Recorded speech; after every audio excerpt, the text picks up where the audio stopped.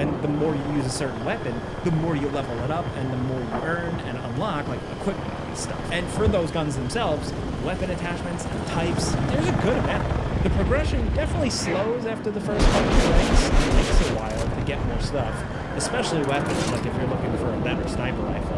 But it's still, the game is fun enough, I think, to warrant the playing. Maybe it'll be tweaked, fine-tuned, probably, balancing happens, I don't know. Either way, unlock time aside for some of this stuff, I like the progression and unlock paths in terms of the amount of stuff. It's simple, it's old-fashioned, but not half-assed or lacking. Movement and shooting feels really good. This is what kind of locked me in.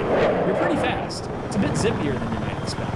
You can sprint while crouching, for example. But I don't think it's all movement speed. I think it's the satisfying movement that just helps it feel good. Mounting your weapon on walls and corners feels very smooth and easy. Crouching, going prone is very smooth. You can dive and slide around and move in all directions while prone. Knife sprinting is a thing, ADS is tight, and weapon feedback is really good. Shooting feels satisfying. The hits, the impacts feel impactful, and it's just like a good, perfect storm of FPS shooting with all those elements. Plus, thanks to the sound design, with killer sounding weapons and explosions. Now, I've struggled with vehicle controls a bit, I will say. I think they could still use some tuning here and there. They just don't control quite right.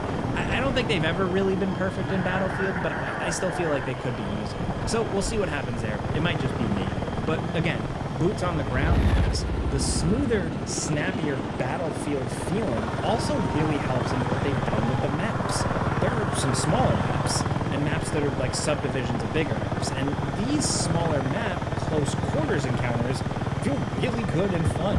It's not my ideal Battlefield experience, running around small rooms with a knife or a shotgun. There's other games for that, but like you can still tell they've put the work in these smaller areas, and it doesn't just feel like Battlefield awkwardly smushed into a small experience. It just gels really well. So combat big and small just works really well. Changing. And the maps overall, I think they're very good. There are 9 of them, and some of them are pretty large. Some of them are sweaty and narrow, and there's of course a good throwback here with Operation Firestorm. Some map favoritism, it's going to be subjective and down to a player's taste, and even a player's taste about play style, but I think they flow really well, and I have some personal favorites already.